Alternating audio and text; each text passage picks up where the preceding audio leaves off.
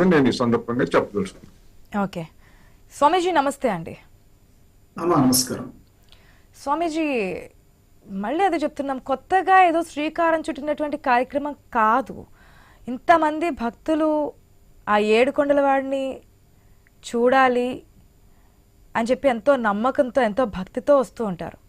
కానీ ఇక్కడ నిర్లక్ష్యం కారణంగా అంతమంది భక్తులు ప్రాణాలు కోల్పోయారు. చాలా బాధాకరంగా ఉంది. ఉదయం లేగానే ఇటువంటి వార్తను చదవడము, చెప్పడము, దీని మీద చర్చించడము. కాకపోతే మరొకసారి ఈ ఘటనలు జరగకుండా ఉండాలి అని చెప్పి కోరుకోవడం తప్ప ఏ విధంగా చూస్తారు ఈ నిర్లక్ష్యాన్ని, వైఫల్యాన్ని?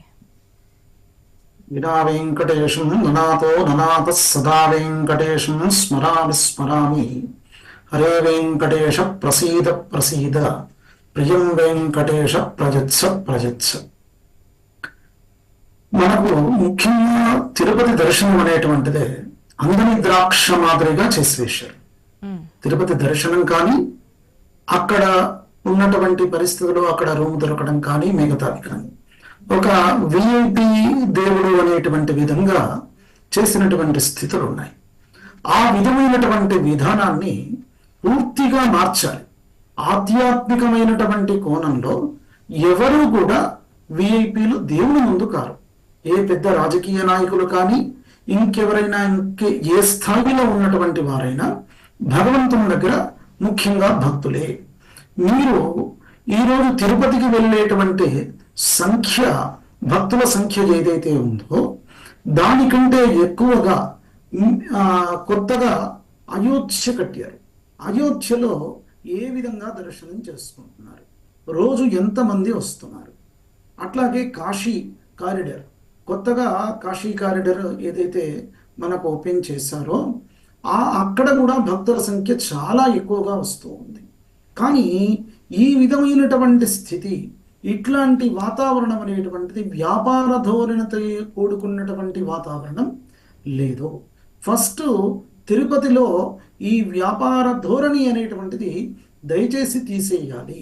ఎక్కడ విఐపి దర్శనాలు అనేటువంటివి ఉండకూడదు. భగవంతుని ముందు అందరూ ఒకే సమానము అనేటువంటి విధానానికి తీసుకురావాలి. మొట్టమొదట చేయాల్సినటువంటి అంశం. పూర్వం ఇక్కడ భక్తుల సంఖ్య చాలా ఎక్కువగానండి, మిగతా ఎక్కడ కూడా అంత సంఖ్య రారు, అందు గురించే ఇబ్బంది అవుతున్నది అనేటువంటి విధంగా కొంతమంది అనుకునేవారు. అట్లాంటిది ఏమీ లేదు. మీరు చెప్పాను కదా, మొట్టమొదటే అయోధ్య, కాశీనగరంలో ఈ మధ్య కాలంలో తిరుపతి కంటే కూడా 2 రెట్లు 3 రెట్లు ఎక్కువ సంఖ్య భక్తులు వస్తూ ఉన్నారు. కనుక అక్కడ ఉన్నటువంటి పరిస్థితులు ఏమిటి? ఇది కొండ మార్గం కదా, ఈ విధమైనటువంటి స్థితి కదా అని అనుకుంటే ముందుగానే ప్రతి ఊరిలో కూడా సులువైనటువంటి మార్గంలో టికెట్ కౌంటర్స్ అనేటువంటిది ఏర్పాటు చేయాలి. అట్లా ఏర్పాటు చేయడానికి తిరుమల తిరుపతి దేవస్థానానికి, అంటే ఏదో చిన్న వ్యవస్థ కలిగినటువంటి దేవస్థానం కాదు. మనకు ఏదో చిన్న దేవాలయం కదా, అట్లా కౌంటర్స్ ఏర్పాటు చేయలేమండి అని అనుకుంటే అసలు ప్రత్యక్షంగా పరోక్షంగానే ఇవ్వవచ్చు, ఆన్లైన్ ద్వారా, అట్లాంటి వాటి ద్వారా. కొంతమంది అట్లా బుక్ చేసుకోలేనటువంటి వారి కోసం అక్కడే ప్రత్యక్షంగా తిరుపతికి వచ్చి బుక్ చేసుకోవాలి అనేటువంటి విధానంగా పెట్టడం ఎట్లా? అది సామాన్యులకు చాలా ఇబ్బందికరమైనటువంటి పరిస్థితి ఉంది కదా. అక్కడ తిరుపతి అనేటువంటి దేవత ఇలవేల్పు ప్రతి ఊరు నుంచి, ప్రతి దేశం నుంచి కూడా వచ్చి భక్తులు అనేటువంటి వారు అక్కడికి వస్తున్నారు. ప్రతి దేశంలో, ప్రతి ఒక్క ఊరిలో, ప్రధాన పట్టణాల్లో ఆ కౌంటర్స్ ఎక్కడైతే ఏర్పాటు చేశారో ఆ కౌంటర్ అనేటువంటిది అక్కడ కూడా ఏర్పాటు చెయ్యాలి. ఇక్కడ 300 దర్శనం కానీ కొన్ని కౌంటర్స్ అనేటువంటిది ఏర్పాటు చేస్తున్నారు. కానీ ఏదైతే తిరుపతిలో కింద ఉండేటువంటి దర్శనం ఏదైతే ఉందో అదే రోజు మేము ఇస్తాము, 24 గంటల పాటు ఇస్తాము. 24 గంటల పాటు ఇచ్చేటువంటి దర్శనానికి ముసలి వాళ్ళైనా కానీ అదే దారిలో వారు టికెట్కు కట్టాలి, లైన్ ఉంటుంది. ఆడివాళ్ళైనా, మరి ఇంకా ఏదైనా పాపం రోగగ్రస్తులు, వారికి ఇన్ని గంటలకు అనౌన్స్ చేస్తామంటే రాత్రి నిద్రపోకుండా అక్కడ ఉంటున్నారండి. అట్లాంటిది కూడా గమనించాలి. వీరు వర్షాకాలం కానీ, వేసవికాలం కానీ, మిగతావి కూడా ఏది ఇంత చలికాలం, అక్కడ చలి కూడా చాలా ఎక్కువగా ఉన్నటువంటి స్థితులు. అట్లాంటి పరిస్థితుల్లో కూడా ఇన్ని గంటలకు మీరు టికెట్ అనౌన్స్ చేస్తున్నారు అనేటువంటి విషయం ఏదైతే ఉందో అదే కౌంటర్స్, అదే తిరుపతిలో వచ్చినటువంటి వారికి మాత్రమే ఒక ఆఫర్గా పెట్టినటువంటి అంశము. మిగతా చోట అంతటా కూడా మేము కౌంటర్స్ పెట్టాము. ప్రతి ఆనవాయితీగా 24 గంటల ముందు ఇది ఇస్తున్నాము, 2 రోజుల ముందు ఇస్తున్నాము అనేటువంటి విధంగా ఉంటే మీరు చేయాల్సింది ఏంటంటే ఒకటే కౌంటర్ అనేటువంటిది పెట్టకూడదు. అక్కడ ఒక 10 కౌంటర్లో 20 కౌంటర్లో పెట్టాలి. మళ్ళీ ముందు నుంచి ఎవరిని కూడా అక్కడ బారులుగా ఉండడం అనేటువంటిది పనికిరాదు అనే విషయం చెప్పాలి. కనుక ఇట్లాంటి కొన్ని ఎవరిది వాళ్ళకే, స్త్రీలకు కానీ ముసలి వాళ్ళకు కానీ అట్లాంటి వాళ్ళకు శర్మ గారు మీరు ఇంకొక కామెంట్, ఇంకొక వ్యాఖ్య కూడా చేస్తున్నారు. తిరుమల తిరుపతి దేవస్థానాన్ని పెద్దవారి కోసమే అయిపోయింది, సామాన్య భక్తులకు అందడం లేదని. కానీ కూటమి సర్కార్ అధికారంలోకి వచ్చిన తర్వాత మేము చాలా మార్పులు చేస్తాము, తిరుపతి కొండ మీద కావచ్చు, ఆ భక్తులకు కావాల్సినటువంటి ఒక నిమిషం ఆ భక్తులకి కావాల్సినటువంటి అవసరాలు తీర్చడంలో కానీ, అక్కడ వాటరు, పిల్లలకు కావాల్సిన పాలు, టిఫిన్స్ ఇవన్నీ కూడా క్యూ లైన్లో అందించే విధానం కానీ, ఆ రోజు భక్తులను అడిగినప్పుడు కూడా అప్పటికన్నా ఇప్పుడు చాలా మార్పు వచ్చింది, అప్పుడు ఈ విధంగా ఉండేది, మాకు క్యూ లైన్లో పట్టించుకునే వారు కాదు, ఇవన్నీ వచ్చేవి. మేము వచ్చిన తర్వాత ఇంత ఆఖరికి లడ్డు విషయంలో కూడా ఇష్యూ అయిన తర్వాత కూడా ఇవన్నీ మేము కూటమి సర్కార్ అధికారంలోకి వచ్చినది ఇవన్నీ చేసాము, స్టాల్స్ విషయంలో కూడా ఎవరికి ఇవ్వాలి, ఇవన్నీ కూడా జరిగాయి కదా. కేవలం ప్రచారం కోసమే అంటారా? వారు ముఖ్యంగా దాన్ని ప్రాథమిక స్థాయి నుంచి ప్రక్షాళన చేయాల్సినటువంటి స్థితి. కొన్ని అంశాలు ఇబ్బందిగా ఉన్నటువంటి అంశాలు మాత్రమే తాత్కాలికంగా జాగ్రత్తలు తీసుకునేటువంటి స్థితి చేస్తూ రాజకీయాలతో సంబంధం అనేటువంటిది లేదు. ఏ రాజకీయ నాయకుడు వచ్చినా కానీ అక్కడ విఐపి దర్శనాలు, ఈరోజు విఐపి వెళ్ళాడు, ఈ టీవీల్లో కానీ యూట్యూబ్లో కానీ మిగతా వారు కూడా వారి యొక్క స్టేటస్లో మేము తిరుపతి దర్శనం చేసుకున్నాం, అదొక స్టేటస్ సింబల్గా పెట్టుకోనేటువంటి స్థితిలో అట్లాంటి విధానం అనేటువంటిది మార్చేయాలి. ముఖ్యంగా అది ఒక విఐపి దేవుడు అనేటువంటి విధంగా ఆ క్రియేషన్ ఏదైతే అయిందో అది అయిపోయింది ఖచ్చితంగా. ఈరోజు తిరుపతి దర్శనానికి వెళ్ళాలి అని అంటే ముందు దానికి సంబంధించిన ప్లానింగ్ ఏదైతే ఉందో ఆ విఐపి లెటర్స్ కానీ అట్లా సగం మంది విఐపి లెటర్సే తీసుకొని వెళ్తున్నారండి. సామాన్యంగా వెళ్ళేటువంటి భక్తుల సంఖ్య అనేటువంటిది తగ్గింది. అట్లా పోయినటువంటి వారి యొక్క అనుభవం చూడండి, చాలా ఇబ్బంది అయినటువంటి అనుభవంగా ఏదో కొంతమంది ఒక 10% మంది ఆ విధంగా చెప్తూ ఉన్నారు. ఇంకా కూడా దీన్ని సులభమైనటువంటి మార్గంలో తీసుకురావాలి అని అంటే ఏం చెయ్యాలి అని ప్రభుత్వం వాళ్ళు ఖచ్చితంగా ఆలోచించాలి. ఇది అధికారులది అనేటువంటి విషయంగానే కాదు, అంచెలంచెలుగా ప్రతి వారిది కూడా వారి భాగస్వామ్యం అనేటువంటిది ఉంటుంది ఒక తప్పులో. కనుక ప్రతి వారు ముఖ్యంగా మనము పబ్లిక్ మనలాంటి భక్తులు కానీ మీడియా కానీ అనేటువంటిది ఎవరిని అంటారు, అక్కడ ఉన్న ప్రభుత్వాన్ని అంటాము.